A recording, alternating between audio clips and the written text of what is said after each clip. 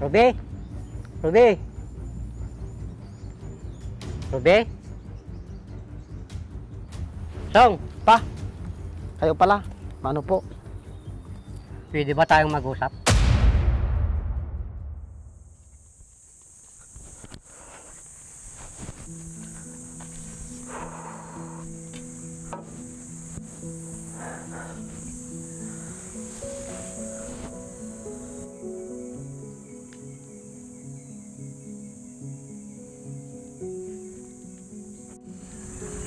Oh, mahal, nandyan ka na pala.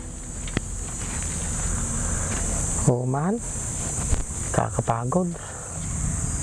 Mahal, kumusta naman yung mga pananim mong palay?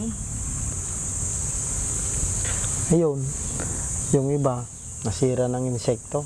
Kaya kailangan magpunla ulit. Ganun ba? Sayang naman. Oo. Panibagong gastos na naman ulit. Hindi pa ni bagong pagod ulit. Ano pa nga ba? Wala naman akong magagawa kung di magtiis. Ano kaya kung humingi tayo ng tulong kay Papa? Nako, huwag na, Ruby. Alam mo namang ayaw sa akin ng papa mo. Matagal. Sobrang bula! Grabing bula naman yan, parang wala nang katapusan. Bakit kaya ngayon ko lang nakita itong product na to? Sa tagal ko na naghahanap ng ganitong car shampoo. Dito ko lang pala makikita. Pinakikilala ko nga pala itong GR4 Car Shampoo. Extremely foamy car shampoo na siguradong magpapalinis sa inaalagaan mong sasakyan. Ang dami ko nang nagamit na ibang brand, pero dito lang ako napabilib. Kasi tingnan mo naman, isang buong sasakyan yung kaya niyang malinisan. At may sobra pa yan ha. At parang ulap na nga sa bula kung ikukumpara mo sa ibang brand. Ang kagandahan pa nito, meron na rin itong Canova Wax. Kaya pag binanlawan mo ang sasakyan mo, siguradong magiging magintab agad yan. Kaya kung gusto mo rin na mabula at mabisa na panlinis sa alaga mong sasakyan, ano pang iniintay mo? Check out mo na yan! Matagal na yon. Sigurado ako, tanggap ka na ni Papa ngayon. Kaya ko pa naman magtiis. At niraraos pa naman natin, Ruby. Di bali, mahal. Baka maging maganda na yung ani mo sa susunod na anihan. Sana nga. Para makabawi man lang tayo sa mga gastusin. Basta, magtiwala lang tayo sa taas. Hindi niya tayo pababayaan. Sana maging magandang tubo ng mga palay para maganda ang ani. Oo, Masong. Para kahit papano, makabawi man lang tayo. Oo, Ruby. Nagbabaka sakali ako para makabawi naman tayo sa mga gastusin. Mahal, kaya mo yan. Ikaw pa ba? Basta, pag hindi mo na kaya, magsabi ka lang ha. Pinapalakas mo talaga ang loob ko, mahal. Oo naman, mahal. Para hindi ka mawala ng pag-asa. Salamat, mahal. Kahit minsan, sumusuko na ako. Basta, magtiwala lang tayo. Makakaahon din tayo sa hirap. Oo, mahal. Walang imposible. Masya, tara na, kumain na tayo. Alam ko, nagugutom ka na. Sige.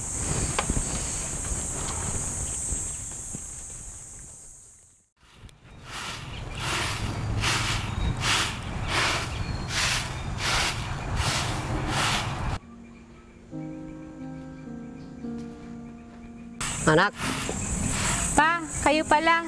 Mano po? tawagan ka ng Diyos, anak. Maupo muna tayo, pa.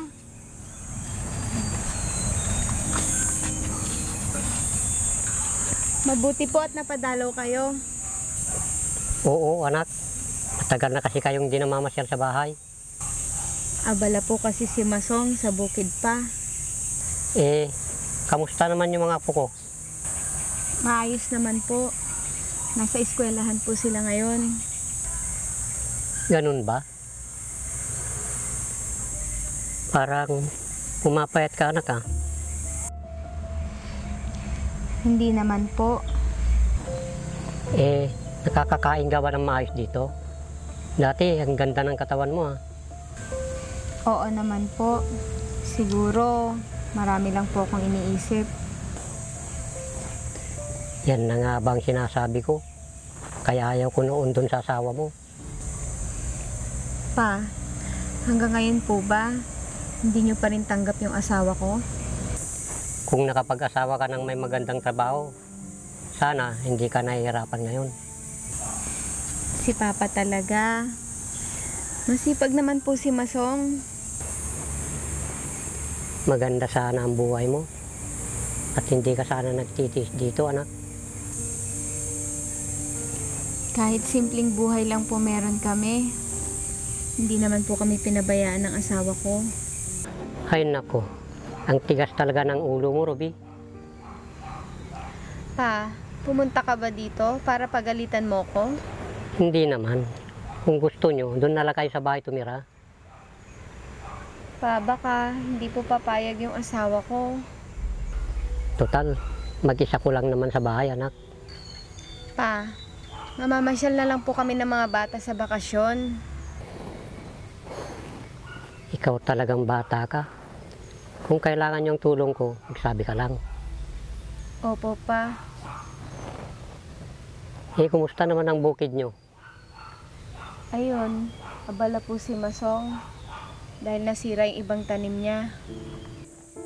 Bakit hindi na lang siya maghanap ng ibang trabaho? Pa, alam mo naman na mahalaga sa kanya yung bukid. Ganun ba? Magsabi lang kayo sa akin, matutulungan ko kayo. Opo, pa. Maraming salamat po. O siya, alis na ako, anak. Dadalaw na lang ako sa susunod.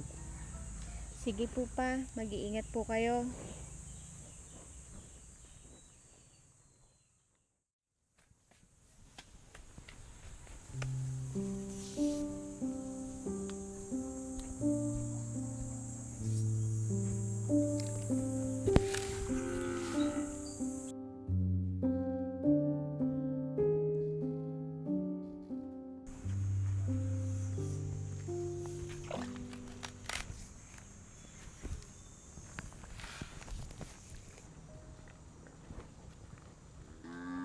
Si Masong yun ah. Mukhang tama nga yung anak ko. Masipag na tao si Masong.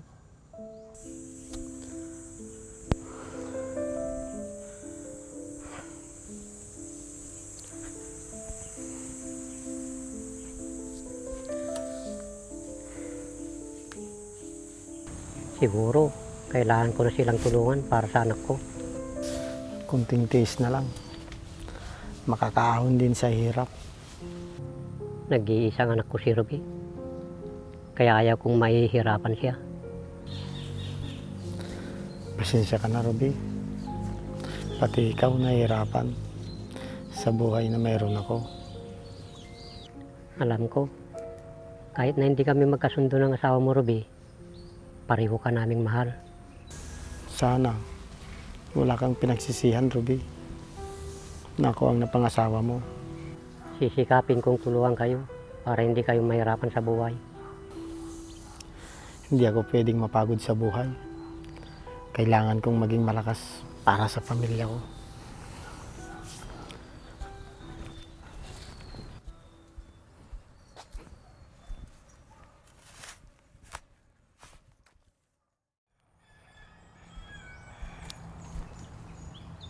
Mabuti na lang. Maaga akong natapos ngayon.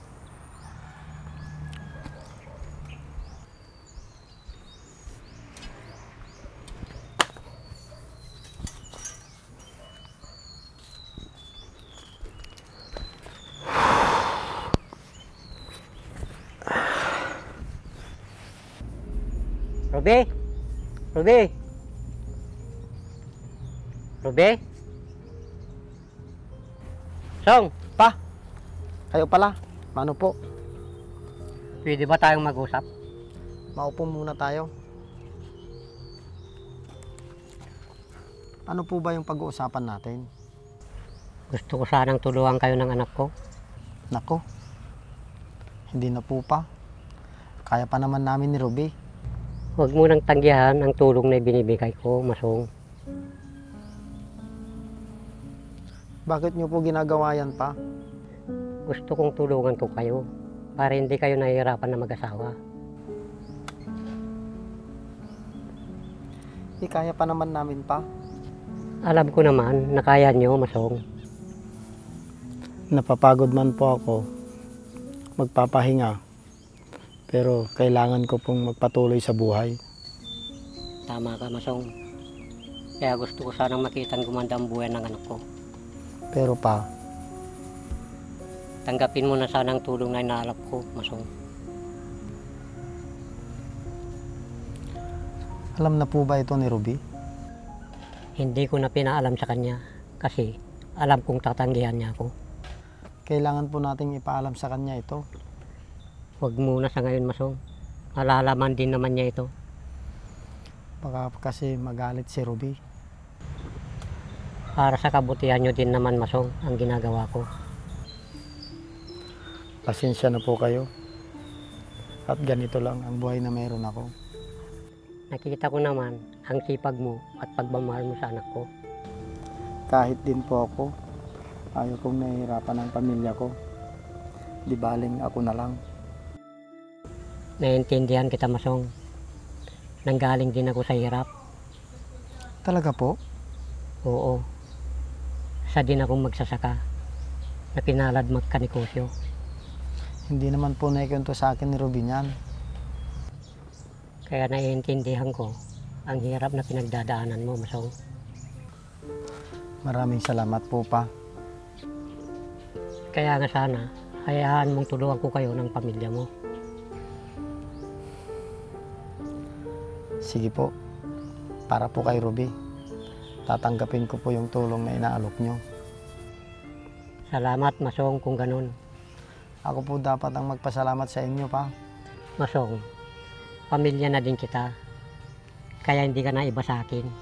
Salamat po.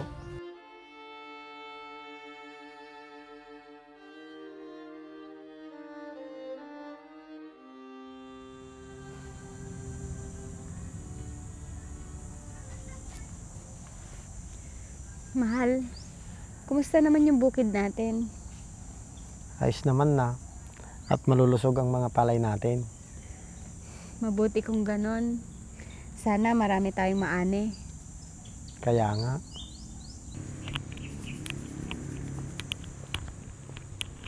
Para makabawi tayo sa gastusin natin. Oo nga, mahal. Oh, mukhang magandang pinag-uusapan nyo, ah. Tama, ano po. Ano po pa? Kawaan kayo ng Diyos, mga anak. Pinag-uusapan lang po namin yung tungkol sa bukid. Kumusta naman ang bukid nyo? Pa, maupo muna tayo. Ayos naman po. At magaganda ang mga tanim natin palay. Talaga? Mabuti naman. Sabi ko sa'yo, eh.